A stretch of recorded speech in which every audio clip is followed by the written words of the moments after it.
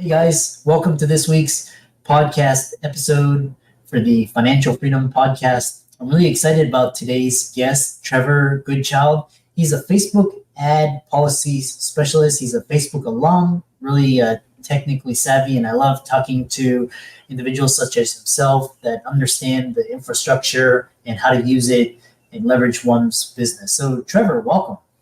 Thanks so much for having me, Christopher. I appreciate it.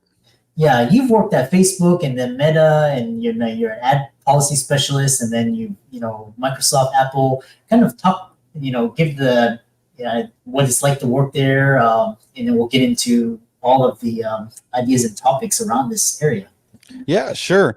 So, I've been working in big tech for a long time. I first got started when I began working for Microsoft during the launch of the Xbox 360.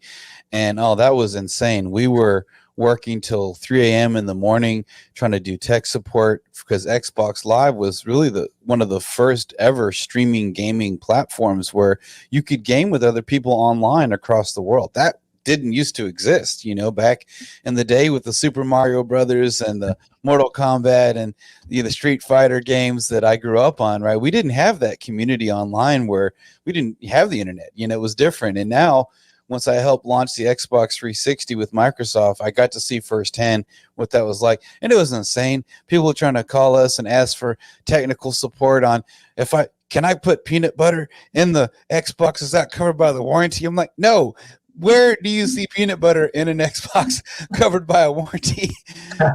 Or like store managers trying to call in for support when they were physically assaulted because there was only one Xbox left in the store and everyone's trying to die for it. And it was really interesting to be on the forefront of that. And then on the technical side on, understanding how can you stream a video game live globally, right? That was really interesting to be there. And then the first iPod Nano that was ever released, I was working with Apple offering support for the iPod Nano. And that was really interesting because no one had heard of it. This is before smartphones. Like no one even had heard of anything like an iPod. And then the biggest thing was the iPod Touch, the most advanced device you will ever get in a Palm Pilot. And I remember everyone was so excited because you could kind of like make these janky internet calls with the iPod Touch if you figured it out. And so then I moved on later on to working at Facebook. And it was really interesting because I didn't even apply for the position. Now, my resume was online somewhere in some kind of, database, and Facebook just called me up. I'm walking downtown in Austin, and Facebook calls me on the phone. This is Facebook. We would like to consider you for a position in advertising. I'm like, no, it's not Facebook. They don't call people on the phone. This is a joke. I didn't believe it was real until I walked into the skyscraper and Facebook's logo and letters were across the double glass doors, and I walked inside and I went to work at Facebook in ads, then later tech, and then later project management. Yeah.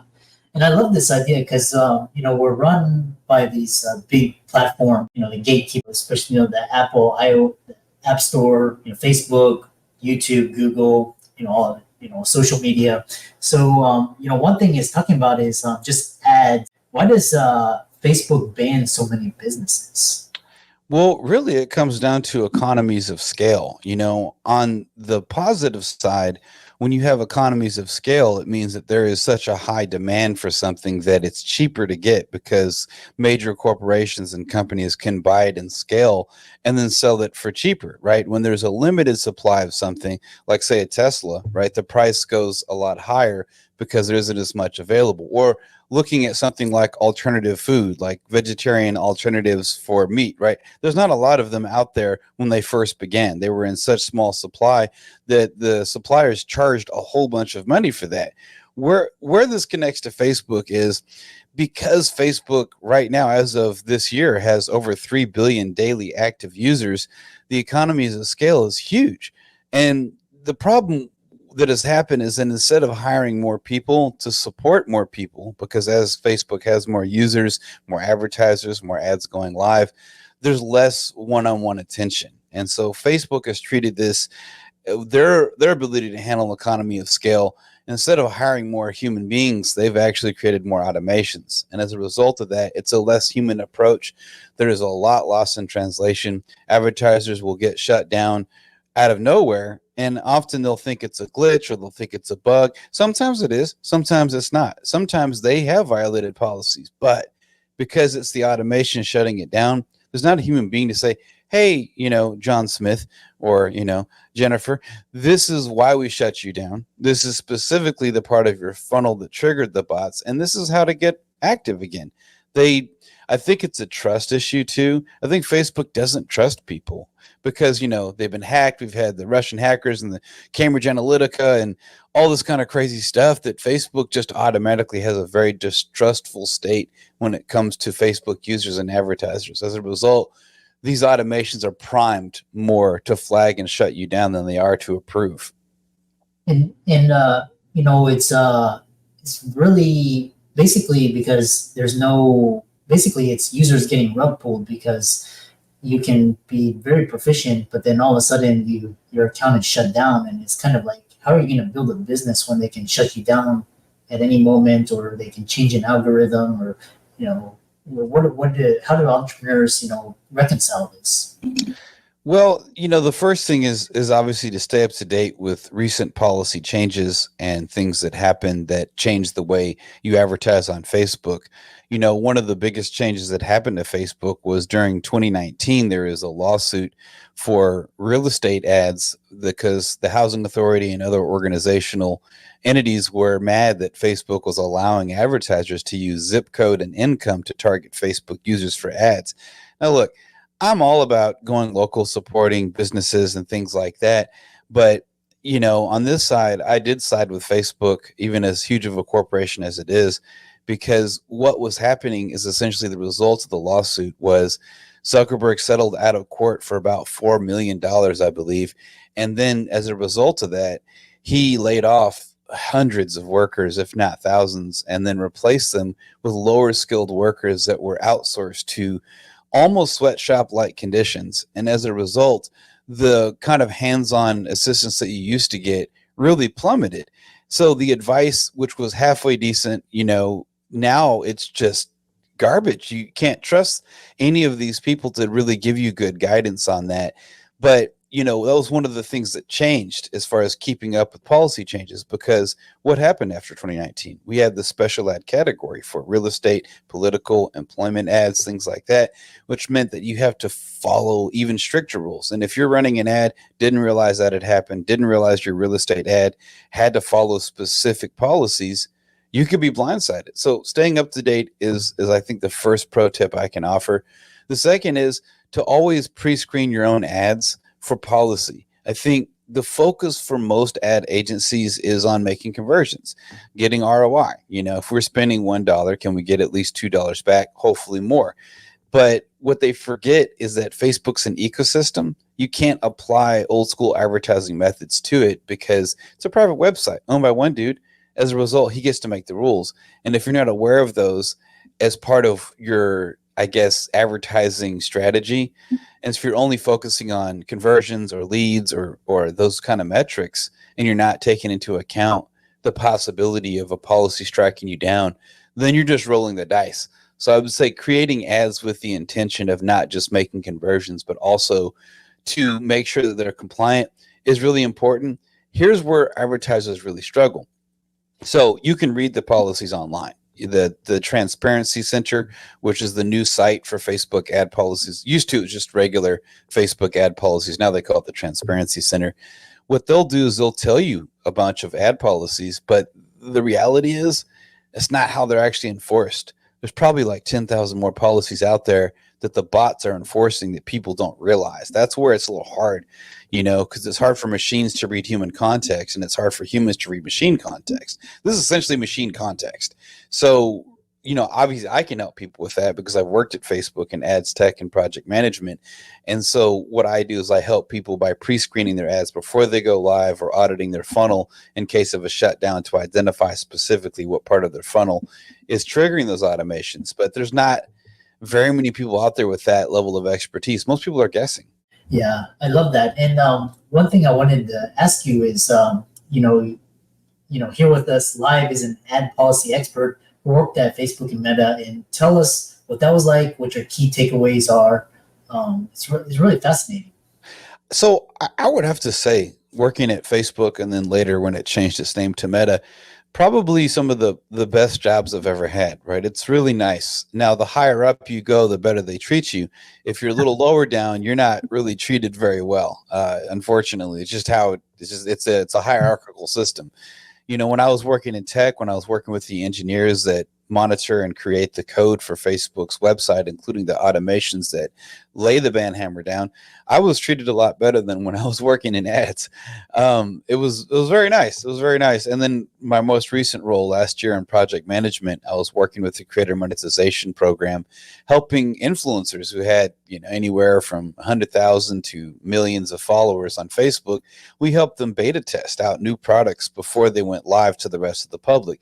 This is part of how Facebook tries to guard against complete, glitches and shutdowns, as they try to roll out a feature to a select smaller group of the population first, and then after that they rolled it out to the public. So I got to test out stuff like stars on reels, things like that, digital collectibles, connecting NFTs to profiles. It was a lot of fun. Now, working at Meta, when I first got started working in ads, I supported everyone from small SMBs to celebrities to Fortune 500 companies like Toyota. And I got to see inside their ads, and I got to help them optimize the ads and also help them if they got a shutdown. How do we navigate around this hurdle? But while working in the ads, it was a really toxic environment socially. It was hard to work there. I actually had to file a restraining order against one of my coworkers. It was insane. But at the same time, it was cool to be inside of Facebook and to see that firsthand from the new things that rolled out. I think I really enjoyed the tech position next when I was supporting Facebook servers and remote access tools. So basically, if an engineer was trying to run some code and it made the website crash, I was troubleshooting that. Or let's say Adidas ran, 50,000 ads in 30 seconds on a Black Friday or a Christmas or a New Year's promo. And then the website's like, oh, we can't handle this many ads. The servers are crashing. I'd be the one getting the phone call 3 a.m. in the morning on my Facebook iPhone. And then I'd have to call Menlo Park and be like, hey, guys, the servers are down. Facebook's lost like $10 million for the 30 seconds that ads globally have not been live. Can you fix this? And, of course, it's California, so it's even earlier. And they're having to sleepily write some code, get Facebook established online again. It was really interesting seeing Facebook from an engineering perspective. And then after that, the project management with the creator monetization program. It's a really interesting place to work. But the thing is that Mark's old slogan of move fast and break things, I think they've modified that because so many things are broken. Yeah, it's quite interesting just because you like tech, and it's, when you're on the cutting edge of things, that's when things are not working and you have to figure things out and things are not smooth and mainstream. And for, businesses that really grow and thrive on these advertising platforms, it's really exciting. Yeah, it was definitely exciting. Yeah. So, quick question is, running Facebook ads, I know a lot of people, they do organic, they're interested in Facebook ads. So what are some common mistakes to avoid when running Facebook ads? I would say one of the biggest mistakes I see people make is just making outrageous claims. Because, when I was working with Harv Eker, his social media marketing agency, author of The Good Millionaire, he had this problem a lot as well, because he taught people how to make money. But the problem is that if Facebook doesn't feel it sounds realistic, they're going to want to ban the ad. And so understanding how Facebook sees your ad before creating it is important. On one of my blogs, in my blog, jetskishaman.com, I talk about how do the automations actually view your ads. Now, Facebook likes to present itself as a very progressive organization, hip, cool with urban youth and progressiveness and all that great stuff, and being pro-black and not being racist like other platforms could be, or previous presidents, or whatever. Inside Facebook, in the buildings, they have Black Lives Matter on the wall. They seem really friendly for that. But unfortunately, the way the automations, the machines that get to make those decisions on if your ad is going to be live or if it's going to be shut down with the ban hammer, the way they are programmed, it's like Leave It to Beaver in 1950s, where you've got, what's Ward? I think his name is Ward, the father figure. He's in his leather chair. He's got like the poodle at his feet. He's got the newspaper. He's got the tobacco pipe. And he's looking at the newspaper. He's like, well, this ad is this looks like a scam. If you look at it sounds silly, but it's so true. If you look at Facebook ads from the perspective of an old conservative man, like that's pretty much what you want to do. Because the thing is that if you like, I'll take Harvecker, for instance. Like, I'm sure he has helped business owners make a lot of money on Facebook. I'm sure some of them have gotten to 6 figures or higher, but it doesn't matter if that's true. People get really hung up on, well, I know this is true. I have the figures to back it up. It's not a research paper. You're not getting evaluated in a postgraduate work here. This is a machine. The machine is going to be saying, okay, you're promising people a 6-figure income within a month. That doesn't sound realistic at all, right? So you have to kind of look at it through the eyes of Facebook's ultra conservative realism, in the sense that if you sound sensational, if you sound like you're promising too much, they're going to think it's a scam. Even if it's true, it doesn't matter if you actually have made this happen in reality. It's what's the perception, right? That's the important thing. People get caught up like, well, I know it's true. I know I've helped. Me and Jenny Craig and Richard Simmons have helped 500 people lose, 30 pounds in 3 days. Maybe it's true. Maybe you have done that, but it's not about what is real. It's about what the perception of that is from Facebook's point of view. And so understanding that, if you have a friend who is always doubting things or just a real skeptic, you tell them about something like, no, that didn't happen, right? We all have friends like that at times. If you had a friend like that, kind of, view Facebook through those lenses and realize that you have to be super conservative with how you make promises for the results that you're getting. If you make a giant promise with little effort and a giant result, that's going to probably get flagged as spam or scammy. That's interesting because, I played around with it, and it was like, one is like, especially health and money, they're really like, they're very like, watch. And then, so what are some best practices if Facebook ad is rejected, and worse, if your Facebook ad account is disabled? So the first step is just to stop. What I see one of the most common mistakes ad agencies make is they'll get an ad rejected and they'll immediately resubmit it again. Oh, it must be Facebook's mistake. I'm perfect. I have made no mistake. I have violated no policies. I've worked with social media marketing teams of major celebrities like Tony Robbins, or Mari Smith. I've worked with her. And, it's funny because it doesn't matter how big or how small someone is. Some of my clients spend over $8 million a month on Facebook ads. And the first thing they always say is, oh, I know I'm not violating the policies. Facebook just is a bug. It's something else. And then I look and I'm like, oh, no, you really screwed up. But the thing is they dig the hole deeper, because what they do, a lot of agencies, because they're under the gun, they've got clients, and their client, the business that they're running ads for, why are my ads live? What's going on? I'm not making money. Get it done. Right? We all know clients that are like that. The problem is that impatience leads to further pitfalls, because here's what happens. If you have a rejected Facebook ad, maybe it's the creative, maybe it's the copy, maybe it's the headline, maybe it's the landing page, maybe it's the privacy policy, right? And maybe you didn't include the GDPR. Maybe there's something very vital you left out, and they're not going to tell you this. But what happens is, when the ad gets rejected, don't immediately appeal it, because the problem with that is, if you don't know why you've been rejected, you have a very weak argument for getting reactivated. You're going to say, Facebook, reactivate me just because I've asked, versus another approach of saying, hey, I've looked at my ad. I potentially see maybe this is why I've been shut down. I've learned from this experience. I promise I won't break this rule again. That being considered, I've fixed what I've, done wrong. Please allow me to advertise again, right? That approach works better than, my dog died. My wife left me. My ads are rejected. It's Facebook's fault. Make it live right now. Like, that's the indignant reply. Doesn't get you much traction, because Facebook ad support, not only are they outsourced and very few of them have a good expertise in ads, but they also, like bartenders, they get the bottom of the barrel with the people that type in all caps and just yell and all the time. And if they could do something for you, they're definitely not going to do it if you're mad at them. But like, here's also the huge risk. Here's another flag that happens. This is a relatively new flag, past few years. It popped out around the end of 2019. It's called circumventing systems.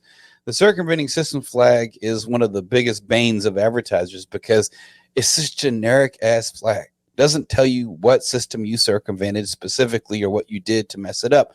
But here's the problem. It's a domino effect.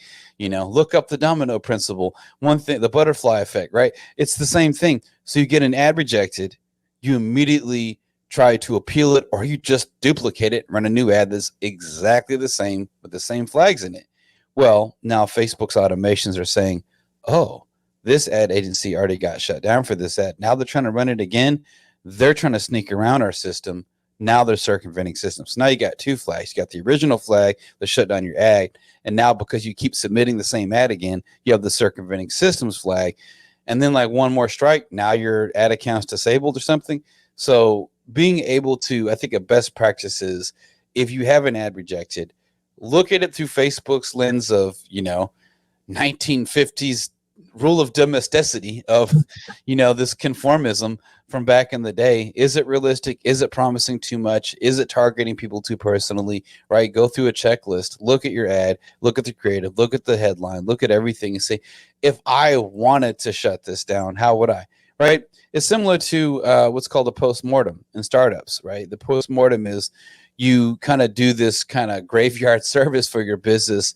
If a competitor was trying to shut me down, how would they do that, right? What went wrong for the Challenger launch? Let's do a postmortem. Well, the O-rings burned out. They should have fixed them beforehand, but no one does that beforehand. If you do a postmortem as a premortem and you say, hey, if someone is trying to destroy me, how would they defeat me? How would they, win and steal my audience? What would they do to destroy my brand? If you did that in the sense, very few people do this. If you did that kind of in a Facebook context of a post-mortem after an ad is rejected, say, what are all the ways that Facebook has shut me down and why? Right? No one does this. They just like, it's more of like, poor me, Facebook's the devil. Why can't I get my ads live again? But when you look at it more strategically and analytically, you can have more of a chance of discovering what that reason was. Or you could hire me, obviously, and I can do it because I work with the engineers that created these automations. But if you don't know me or haven't heard of me, then doing that in the sense of if you pretending that you wanted to shut down your ad, how would you shut it down? I think that's a good practice to do. So do you recommend, I'm always in this camp of just kind of diversification, risk diversification, especially after 2020, and basically not putting all your eggs into one night. Basically, I see all these influencers that got like millions on one platform, and then but kind of like diversification into different channels and different ad accounts, and kind of limiting like 10% spend towards ads, the rest kind of organic. Talk about that kind of so that you're not putting all your eggs into one basket. I mean, that's a great idea. I would say diversify your traffic sources as well. Don't rely just on Facebook. Do Google ads as well. Do SEO as well. I would definitely do that. Do lead gen ads as well. Because here's also a really cool thing. If you have your audience's email addresses, it doesn't matter which ad account you're using. You can use a friend's ad account. But if you have a list of emails, I think over 1,000, I think that's the first level.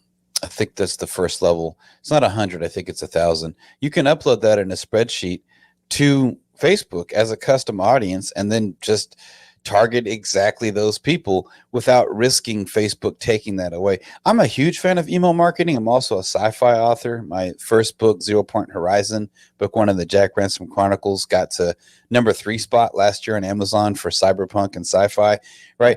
I run Facebook ads for that, but I also collect emails so that I own my own platform. I have a Facebook private group, but I also have an email newsletter. And if Facebook, for whatever reason, fingers crossed, ever tries to shut down my sci-fi business from my sci-fi books, my sci-fi podcasts, and all the stuff I'm doing there, they can't take my audience because I have them on email, right? Email will always be there. Now, I don't rely just on email. I like to rely on a diversification of sources with different types of ads, whether it's YouTube, SEO, and Facebook, and email marketing, right? So having all of those different sources helps you. But As far as Facebook ad policy goes, my general philosophy, and this is how I run my business managers, and I don't know how many business managers I have. I have a lot. What I do is I like to separate out the product per ad account, right? I won't run multiple products on the same ad account. Now, this is different if you're doing dynamic product ads and you have like an eBay shop or a Shopify thing. If you have like 100 types of products, having 100 ad accounts is not gonna is gonna be more worry than it's worth. And in that case, I would separate it by brand. Like, say you're doing e-com and you're selling, what I used to sell, which is cooking supplies when I was doing an e-com business, and you're selling baby products, right? Very popular e-com product. I would separate those product types by different ad accounts. That's what I would do. Is I would separate different types of products or services by ad account and not put them all in one business. Or also you can silo business managers from each other so that you don't have any common people in between them. And then if one goes down, the rest don't. I've done this with a Swedish research marketing firm. They advertised political ads on people's opinions on politics, but they also were doing consumer product surveys like Coke or Pepsi, right? Things like that. And when they found me, everything they had was shut down because they were running everything on the same business manager, same ad account, the political ads and the consumer survey product ads. And as a result, it all got shut down. What I taught them to do was to silo the political ads in their own business manager, and then the consumer survey, Coke or Pepsi type survey ads in another business manager, so that if the political ones did risk their integrity of their ad account getting shut down, it wouldn't stop the other ads for Coke or Pepsi type surveys from running, so they could perpetually keep them running. So having not all your eggs in one basket, having multiple business managers and multiple ad accounts with different people on them is definitely a safer option than having them all in one place. Yeah. Yeah. Then talk about actually with now AI and, generative AI and, deep fakes, how is, or kind of what are your thoughts with social media marketing and how that's going to intersect with AI? Oh, man. Well, I mean, AI is huge, just like the new Silicon Valley gold rush. But I think that what we're also going to see is a demand for a new sector of the market to open up where people want to pay to make sure it is a human voice, not an AI one. I think that's going to happen. Different water fountains for AI versus humans. There's going to be some of that. But also, I think when it comes down to ad fatigue, I mean, I think there's going to be a lot of, I'm curious how Facebook / Meta is going to deal with this, but there's probably going to be a lot of people that integrate, apps like Chat GPT with their APIs with Facebook to probably do massive blasts of like thousands of ads all at the same time, AI created. I don't even know what Facebook's going to do because that's going to really overload their servers. Just have to see what's going to happen with that. But I think when it comes to, if you're a smart marketer, right, if you're someone who is trying to stay ahead of the curve, understand that ad fatigue is huge. People are so tired, especially millennials, but Gen Zers even more so, are so tired of all the pain points being kicked, of being made to feel like shit, with an ad. Are you stupid, dumb, and fat? Click learn more and we'll solve your problems. Like, I don't want to be called that in an ad. Like, damn it, can you tone it down? And so I think what we're seeing now is the rise of influencer marketing. Kim Kardashian is one of the folks in social media that really kind of trailblazed the way for influencer marketing. Why do people like influencer marketing? It's because they know who the person is. It's more humanized. It's not some faceless corporation speaking to them. It's one person who has specific values that they either share or they don't. And based on that, they want to make a decision on buying. So with ad fatigue being so high right now, I don't think AI is going to help that. I think, in fact, it's going to make the voice of your ads more generic. If you've ever experimented with ChatGPT, I do prompt engineering as well. I'm a prompt engineer for ChatGPT.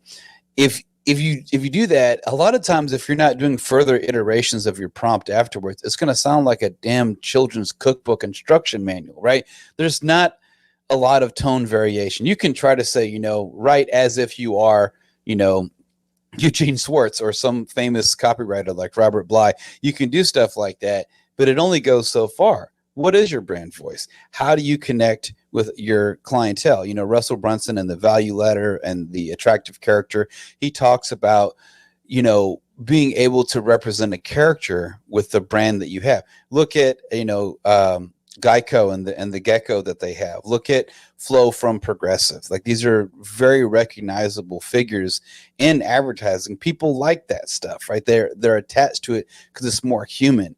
So with that already happening before this AI gold rush is started, I don't think AI is going to help there unless it gets more advanced. Maybe ChatGPT 7 or 8 or 9 or 10 will be so flawless you'll never know a machine wrote it. But right now, where we're at, you still need to humanize your voice. You still need to create that relationship, because the future of marketing is customization of how uniquely is your message tailored to each person. Like, chatbots do a great job of that, being able to have your own brand voice customized via specific prompts that people are entering versus one message for everyone, right? So I don't know. It depends on how much AI can iterate its voice and its tone to match your target audience.